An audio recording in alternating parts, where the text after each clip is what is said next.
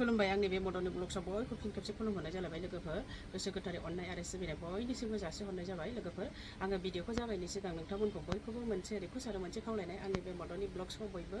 Subscribe खालामना हो आरो जाय दाबो साबस्क्राइब खालामना लायाखै खालामना हो लोगोफोर आरो मोनसे बेल आइकनखौ दाबायना हो आरो लोगोसे लाइक एन्ड शेयार कमेन्ट खालायनो हागोन लोगोफोर आङो हेपि इन्डिपेन्डेन्स डेनि सायाव फंनैसो बुंनो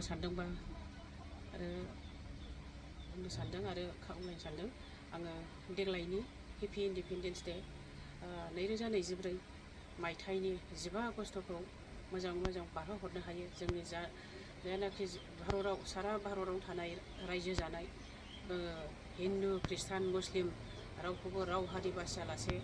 मोजां बारहोहरनो हायो आङो आसा खालामबाय जेबो बिफद आफद गैयालासे खैदां खैफोद गैयालासे आरो डिउटियाव थानाय फौजि बिथांमोन आरो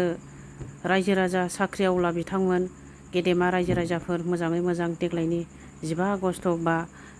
15 आगस्ट 2024 मायथाइखौ मोजां बारहोहरनो हायो जेबो खैदां खैफोद बिफद आफद गैयालासे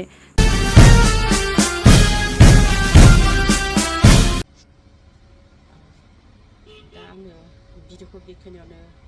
दोनथ'नो सानबाय बारा बुंनो सानासै।